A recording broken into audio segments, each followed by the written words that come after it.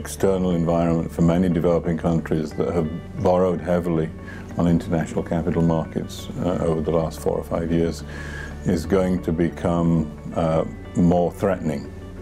Trade is very slow at the moment. Commodity prices have collapsed. Interest rates we expect to rise with Fed decisions either at the end of this year or into next year. So debt servicing is going to become a problem. And unfortunately, the international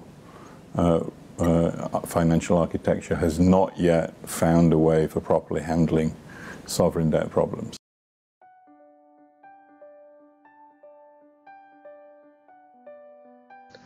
At the heart of this continued global economic fragility is a growing mountain of debt. Following the global financial crisis and the Eurozone crisis, the debt saga has now reached emerging economies and it's also threatening to engulf least developed countries. Close to 80 countries now have debt service to revenue ratios, total public debt service, at more than 20%. And that's already crowding out quite a lot of money that could be spent on the Sustainable Development Goals. Managing the debt now, and particularly in the future, is an issue that affects us all.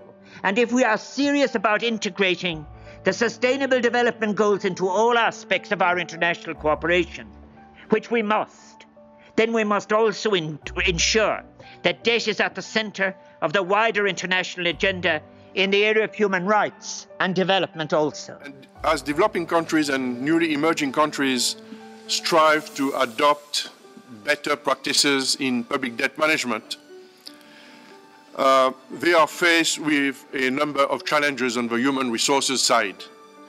One of the things we think is very, very critical for people who work in the debt office is, yes, you are looking for financing for development, but you must know, you must have a hindsight of the public policy.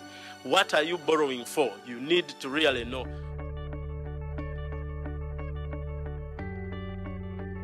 Their development finance, these are exactly the kind of issues I would really do research and go to meetings for. And here you have more than 100 countries coming to the conference, and most of these participants are policymakers. I think UNCTAD plays an important role to provide forums to debate debt policies, independent forums, independent from creditors. Most other organizations that provide such forums, like the IMF or Paris Club, have a certain bias because they are either creditor themselves or they don't have a fully inclusive membership.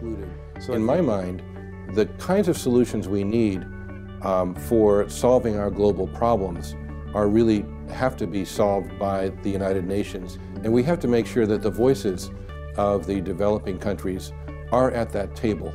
And I think that conversations led by UNCTAD can be a part of finding that solution.